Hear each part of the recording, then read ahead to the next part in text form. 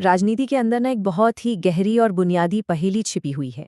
ये idea Jonathan Quang की किताब पॉलिटिकल फिलॉसफी से लिया गया है।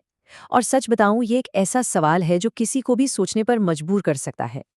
तो चलिए सीधे मुद्दे पर आते हैं और उस सवाल से शुरू करते हैं जो इस पूरी समस्या की जड़ है। क्या ऐसा हो सकता है कि कोई कानून गलत हो, मतलब अन्याय से भरा हो, लेकिन फिर भी सरकार को उसे लागू करने का पूरा पूरा अधिकार हो? और देखिए, ये कोई सिर्फ हवाई किताबी बात नहीं है। असल दुनिया में ही देख लीजिए। जब भी सरकार टैक्स बढ़ाती है या मान लीजिए यूनिवर्सिटी की फीस ज़्यादा कर देती है, तो कितने ही लोग कहते हैं कि अरे ये तो अन्याय है। लेकिन उन्हीं में से बहुत कम लोग ये कहते मिलेंगे कि सरकार को इसे लागू करने का अधिकार ही नहीं है। बस यहीं से ये पहेली शुरू होती है। तो इस टेंशन को ठीक से समझने के लिए ना हमें दो शब्दों को समझना होगा, न्याय और वैधता। तो देखिए, ये जो दो सवाल है ना, ये पॉलिटिकल फिलॉसफी की आप कह सकते हैं बुनियाद है। एक तरफ है न्याय, जिसका लेना देना इस बात से है कि समाज में चीजें कैसे बंटनी चाहिए, मतलब किसे क्या मिलता है। और दूसरी तरफ है वैधता, जिसका लेना देना है अधिकार से, यानी नियम बनाने और उन्हें लागू करने की पावर आखिर किसके पास होनी चाहिए, किसके कहने पर। तो अब देखते हैं कि जब ये दोनों आइडियाज, न्याय और वैधता, आपस में टकराते हैं तो एक बहुत बड़ी फिलोसॉफिकल प्रॉब्लम कैसे खड़ी हो जाती है। इस पहेली का जो पहला हिस्सा है वो आता है फेमस फिलोसोफर जॉन रॉल्स के एक बहुत ही पावरफुल कोट से। इसका मतलब बहुत सीधा है। किसी भी सिस्टम के लिए न्याय सबसे पहली और सबसे जरूरी चीज है। अगर कोई कानून या संस्था अन्यायपूर्ण है तो उसे ठीक करो या खत्म कर दो, बात खत्म। अब जो दूसरा दावा है वो तो मानना बहुत ही आसान है। मतलब हम सब जानते हैं कि राजनीति में हमेशा अलग अलग राय होती है और इंसान होने के नाते गलतियां तो होती ही हैं। तो ये मानना तो बिल्कुल स्वाभाविक है कि हमारे लोकतंत्र में भी कुछ कानून ऐसे जरूर होंगे जो न्याय की कसौटी पर खरे नहीं उतरते।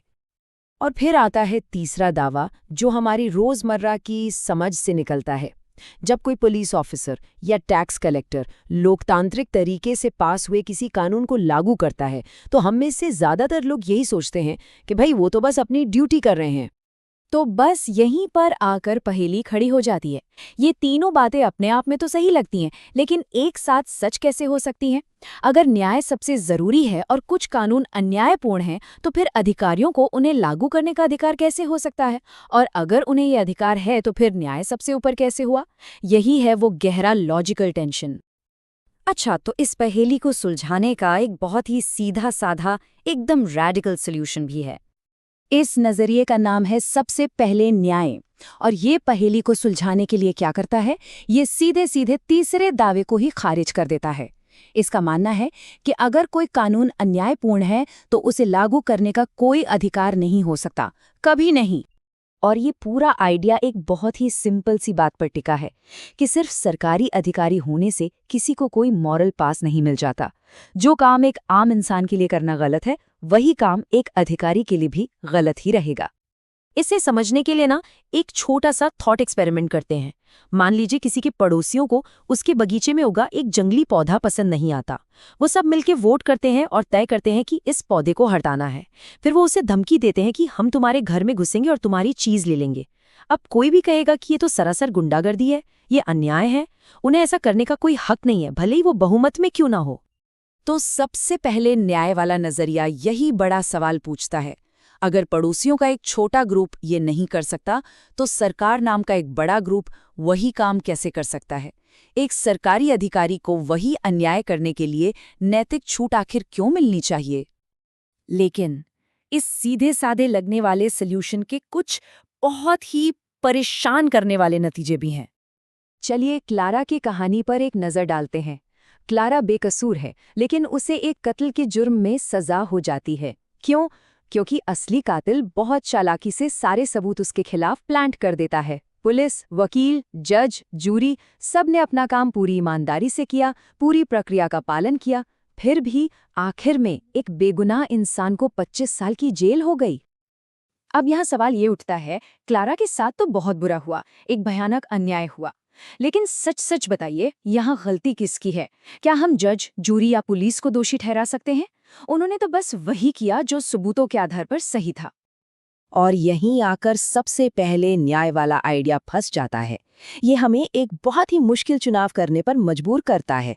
या तो हमें ये मानना पड़ेगा कि जिन अधिकारियों ने अपनी तरफ से कोई गलती नहीं की, उन्होंने फिर भी एक गलत काम किया, या फिर हमें ये मानना पड़ेगा कि बेचारी बेकसूर क्लारा के साथ कोई अन्याय हुआ ही नहीं। और ये दोनों ही बातें मानना लगभग नामुमकिन है। लेकिन इस सोच का जो सबसे कह सकते हैं डरावना नतीजा है, वो क्या हो सकता है? सोचिए, अगर हम ये मान लें कि एक अन्यायपूर्ण कानून को लागू करना हमेशा ही गलत है, तो इसका मतलब क्या हुआ? इसका मतलब ये हुआ कि जो अधिकारी ऐसा कर रहे हैं वो नैतिक रूप से किसी अपराधी से कम नहीं है। और अगर ऐसा है तो फिर नागरिकों को अपनी रक्षा के लिए उनके खिलाफ बल प्रयोग करने का अधिकार मिल जाता है।